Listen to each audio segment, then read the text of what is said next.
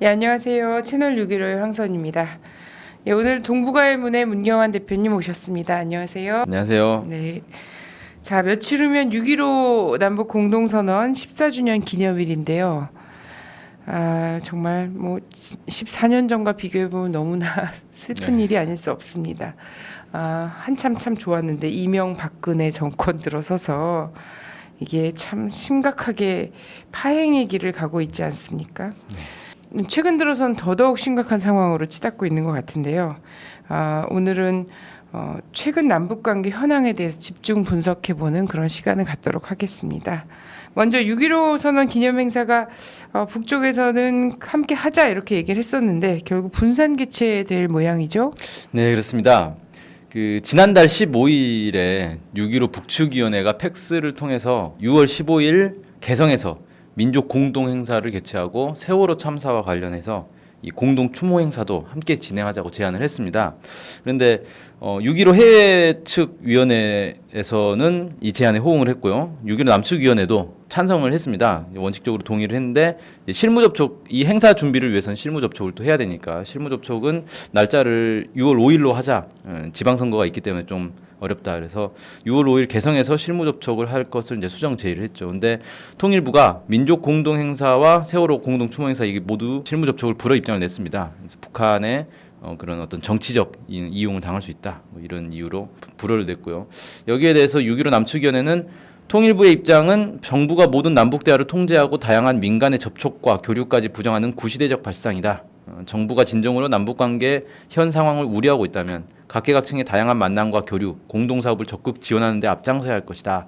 이렇게 좀 지적을 했습니다. 어쨌든 이 실무 접촉을 하지 못했기 때문에 당장 6월 15일 이 공동 행사는 좀 어렵게 됐고요. 서울 서대문 독립공원에서 기념대를 개최한다. 이렇게 좀 정리는 된 것 같은데 어쨌든 박근혜 정부가 결국 6.15 공동선언 을 기념하기 위한 이런 공동 행사, 민간의 공동 행사를 가로막은 것은 6.15 공동선언을 존중할 뜻이 없다는 걸 밝힌 게 아닌가 이렇게 좀 해석할 수 있겠습니다. 네네.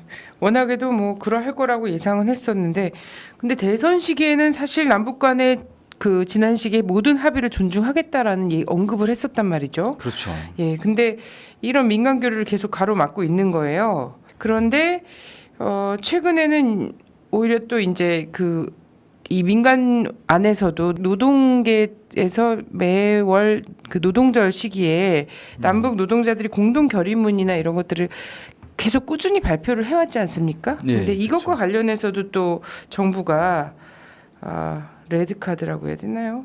예. 네. 이거를 또 던졌어요. 예, 경고를 던진 건데 노동절마다 남북의 이제 노동 단체들이 함께 이제 공동 결의문을 발표를 했고 올해도 마찬가지로 발표를 했습니다. 근데 그걸 가지고 뒤늦게 통일부에서 경고성 주의 공문을 발송을 했다는 겁니다. 일단은 민주노총의 이 주의 공문이 왔고 한국노총에는 아직 안 온 것으로 이렇게 좀 확인되고 있는데 이게 어떻게 된 거냐면 이 공동 결의문을 북한의 조선직업총동맹이 있고 남쪽에는 민주노총, 한국노총 이렇게 두 개가 있는데 이 세 단체가 이 팩스를 통해서 협의를 하고 있었습니다. 공동 결의문을 어떤 식으로 뭐 내용을 마련할까 이런 협의를 하고 있었는데 이 협의하는 과정은 모두 통일부에 접촉 신고, 북한 주민 접촉 신고를 했단 말이죠. 근데 통일부에서 내용이 문제가 있다라는 이유로 이 내용을 수정하라라고 하고 내용을 수정하지 못하겠다고 하니까 팩스 교류를 불허하겠다 이렇게 해버린 겁니다.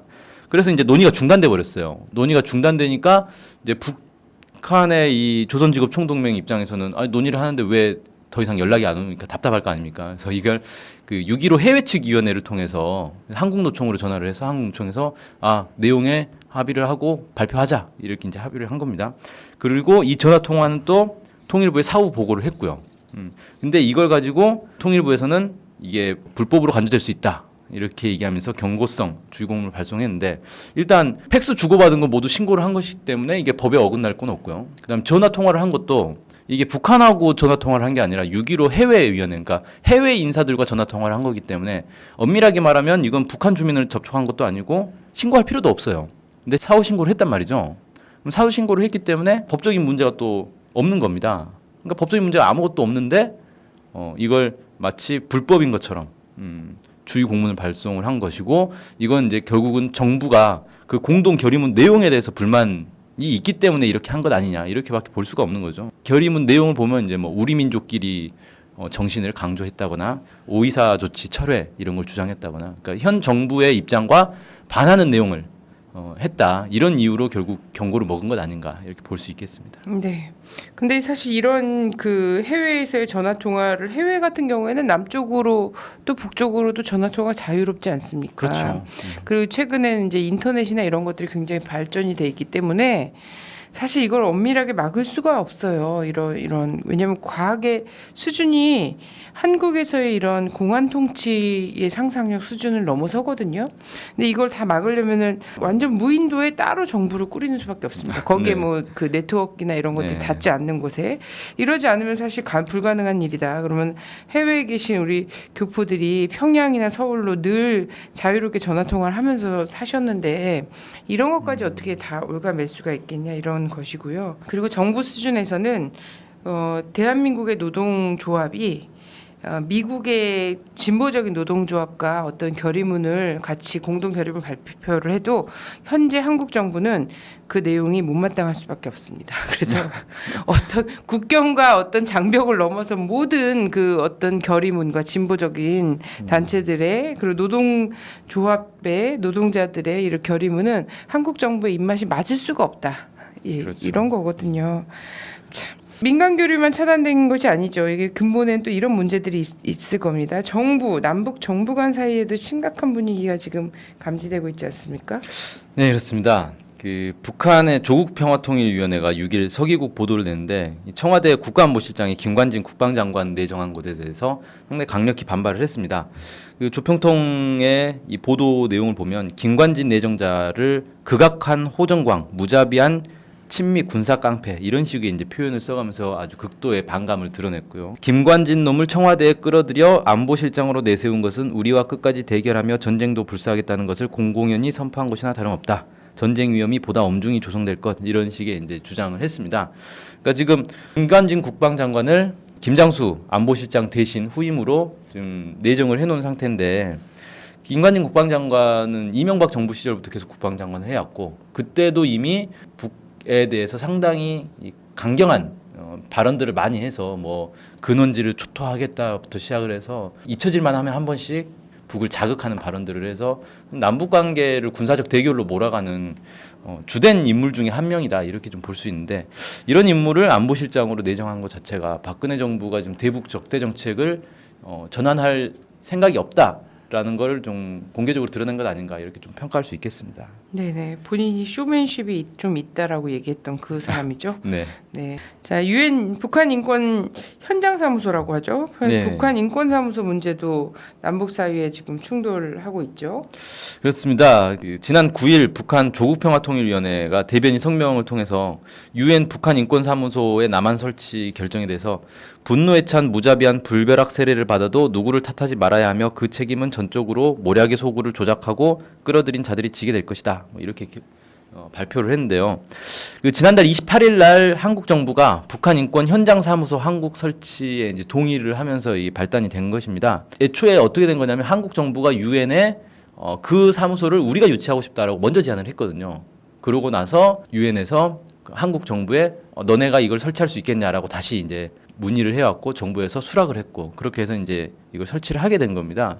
근데 결국 이게 이제 얼마 전에 발표했던 유엔 그 북한 인권 보고서 이 내용을 가지고 북한 인권에 대해서 더 심층적인 조사를 하기 위해서 설치를 하는 것인데 그 내용 자체가 사실 탈북자들의 증언을 위주로 해가지고 확인하기 어려운 물증이 없는 그런 내용들로 가득 차 있고 대부분 내용들이 이제 북한 정부, 북한 체제, 북한 지도부 이런 데를 이제 겨냥해서 내용들을 쭉 마련을 한 그런 보고서이기 때문에 북한 입장에서는 이게 이제 체제 위협의 수단으로 작용하고 있다 이렇게 좀 보고 있습니다. 그래서 이거를 굳이 한국이 나서서 이걸 유치를 해가지고 남북 간의 좀 불편한 상황을 더 심화시킬 필요가 있었는가 좀 검토해볼 필요가 있겠습니다.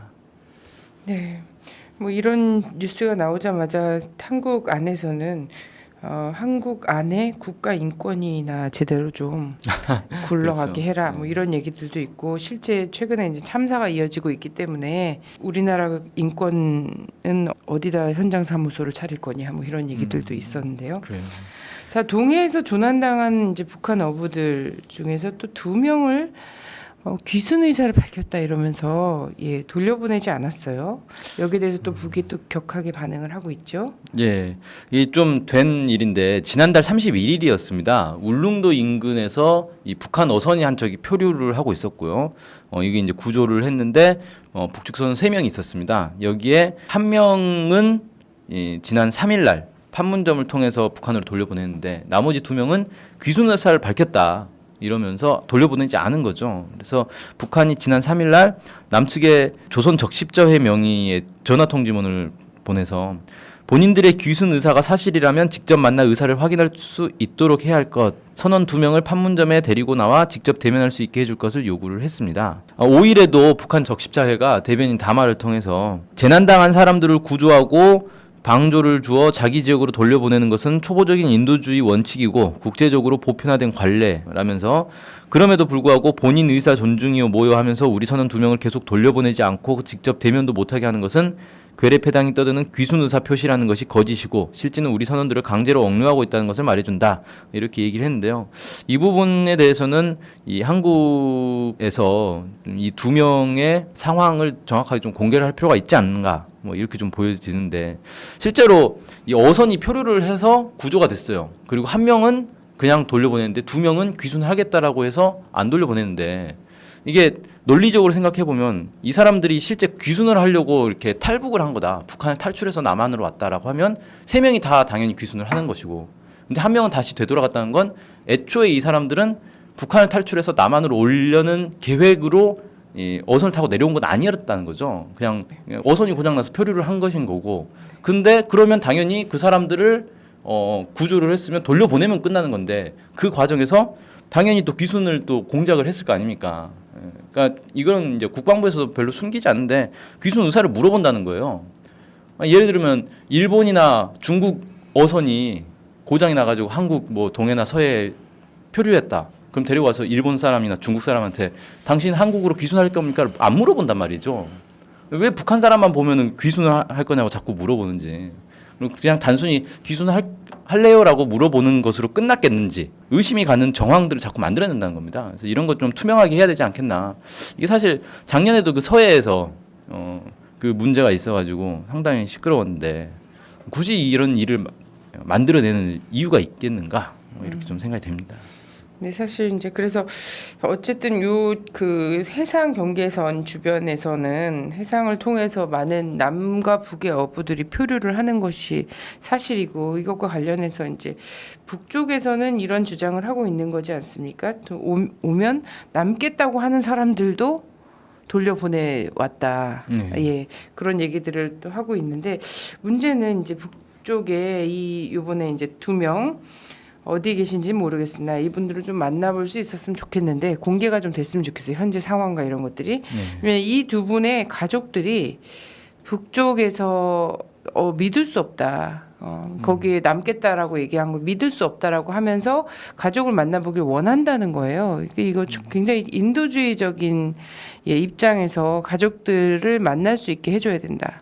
그리고 어쨌든 그 자신의 선택이 이산을 선택하는 거잖아요. 그렇죠. 이산 가족이 돼버린 거죠. 가족과 헤어지는 것을 선택하는 건데 이것에 대해서 가족들에게 어쨌든 최종 본인의 의사라는 것을 만약에 귀순을 하더라도 본인의 의사라는 것을 밝힐 수는 있어야지 가족들이 믿지 않겠나 싶은 거예요. 왜냐하면 가족들과 아무런 얘기도 없이 간 것 같으니까 지금. 그렇죠. 그렇게 가족들이 믿지 못하겠다고 하는 거 아니겠습니까?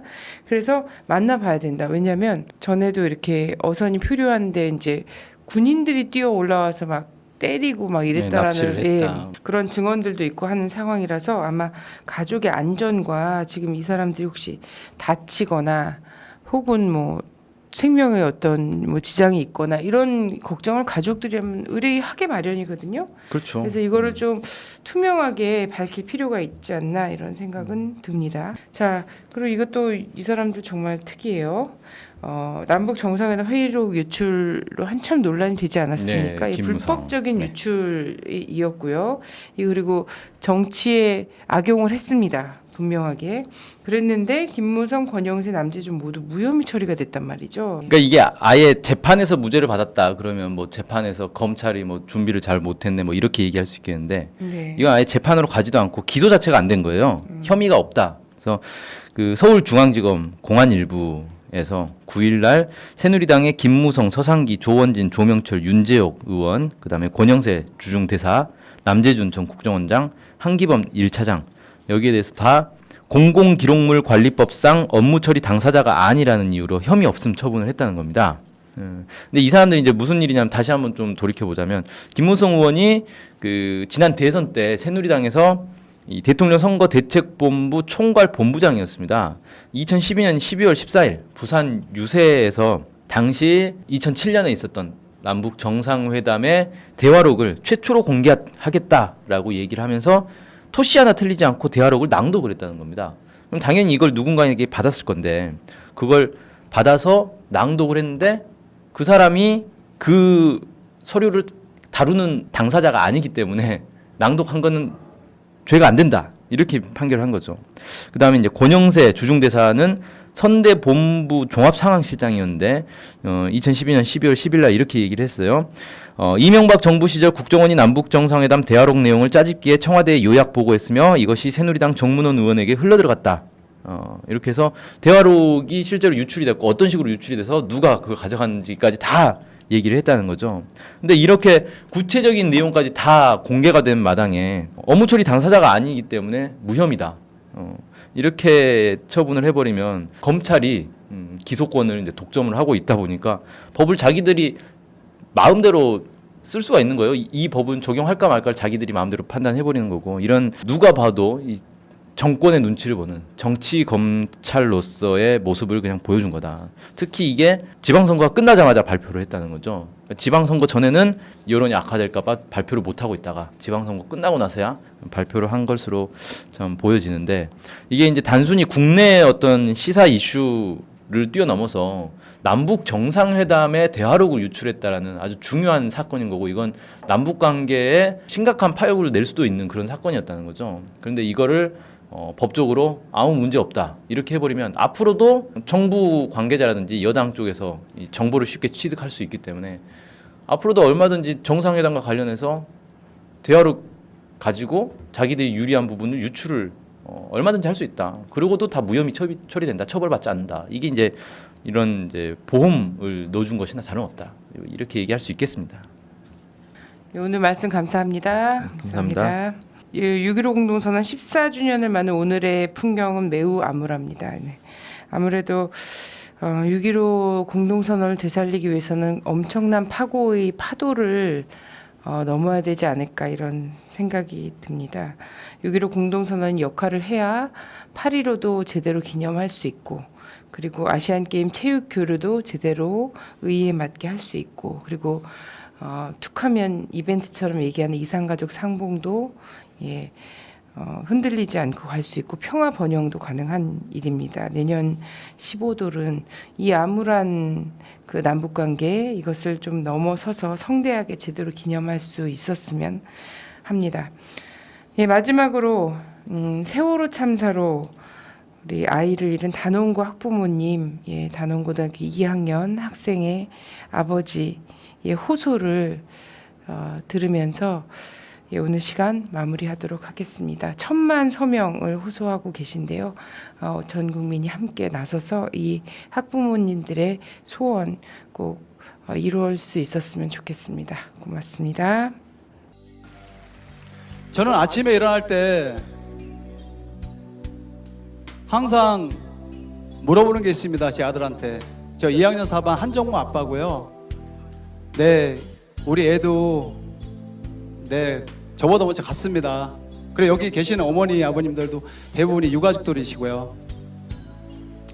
우리가 항시 말하는 진상규명, 책임자 처벌, 특별법 제정, 안전한 나라 정말 할 수 있을까 제가 항시 애한테 물어봅니다. 아빠한테 힘을 달라고. 여러분께 여쭤보고 싶습니다. 특별법 제정 가능하겠습니까?